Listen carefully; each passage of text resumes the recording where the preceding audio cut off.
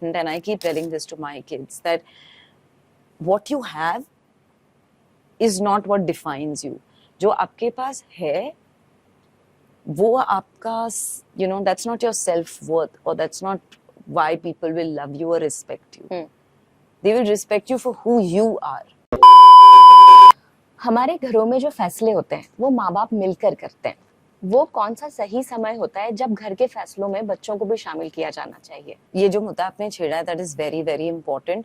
और मेरे ख्याल से बचपन से ही यू नो हर विभाग में उनकी राय, उनकी ओपिनियन, उनकी मर्जी, उनकी नामर्जी इज वेरी इंपॉर्टेंट के पेरेंट्स उन्हें सुने, बिकॉज यू नो सबको एक अच्छा बच्चा चाहिए। But what is very important is you should have a child who also has an opinion. उसे पता है सही क्या है, उसे पता है गलत क्या है। और नॉर्मल जो पेरेंटिंग स्टाइल्स होती है ना, उसमें क्या होता है, पेरेंट्स ऊपर होते हैं, it's a hierarchical system, right? जैसे एक ऊपर होता है, एक नीचे होता है। जैसे ऑफिसेज में एक बॉस होता है और सब सबऑर्डिनेट्स होते हैं। पेरेंटिंग वैसी बात नहीं है। आपको अपने बच्चों को इक्वल रखना है। That is the new way of parenting, and that is a very conscious way of parenting. कि अगर आप अपने बच्चों को आपसे equal रखेंगे, they will realize कि उनकी opinion matter करती है। सबसे छोटी चीज लाइक पर्दे कौन से होने चाहिए, गाड़ी कौन सी होनी चाहिए, या फिर दीवार का रंग कैसा होना चाहिए। Because my point is कि आप चाहते हैं कि बड़े होके आपके बच्चे इंडिपेंडेंट, आत्मनिर्भर, कुशल, and to speak up when it is wrong and to speak up when it is right. उन्हें अपने विचार रखना आने चाहिए। Absolutely, absolutely. और सही तरीके से अपने विचार रखना आना चाहिए।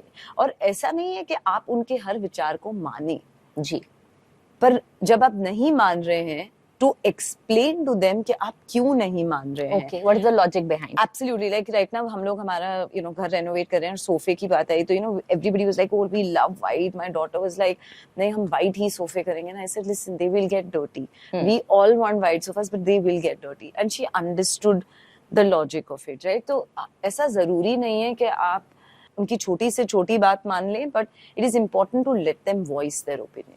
एक और चीज है कि हर पेरेंट अपने बच्चे को खुश रखना चाहते हैं, हर वो चीज उन्हें देना चाहते हैं जिससे उन्हें खुशी मिलती है।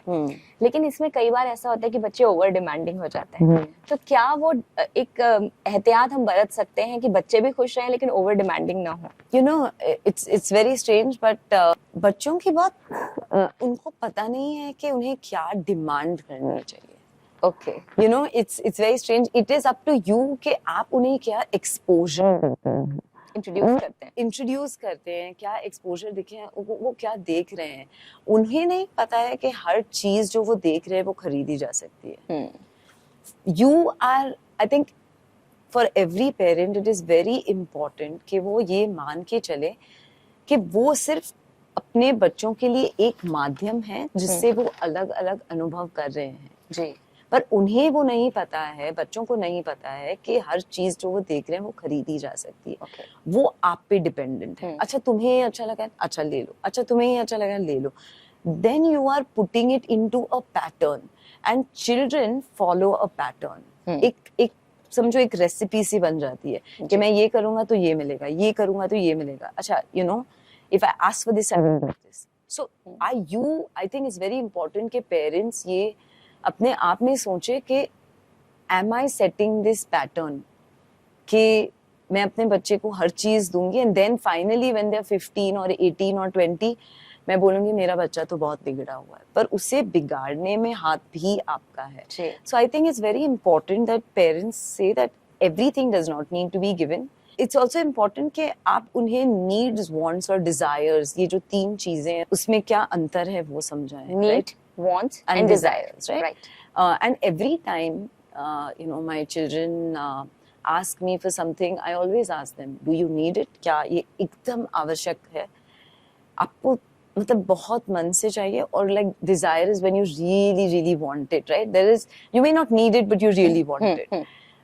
और जब उन्हें आप बचपन से ये तीनों में अंतर सिखाते हैं तो वो खुद ब खुद समझ जाएंगे कि मुझे ये do I need it, do I want it or do I desire it? और अगर आप बचपन से ही उन्हें ये अंतर सिखाएंगे then they will grow up to take their own decisions. And it is also, very important, and I keep telling this to my kids, that what you have is not what defines you.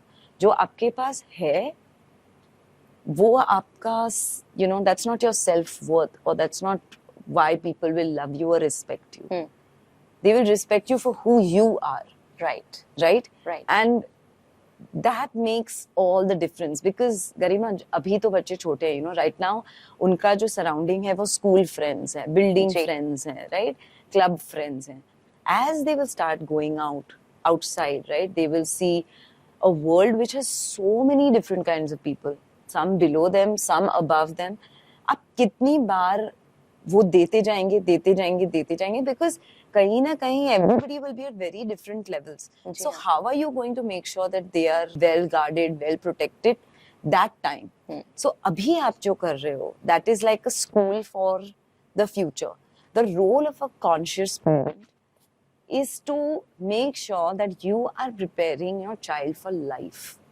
You're not preparing them for grades. You're not preparing them for tournament. You're not preparing them for these. Those are just small milestones to prepare them for life. For parenting tips, celebrity interviews, recipes, conversations with experts, DIYs, and lots more. Subscribe to Kids Talk Press now.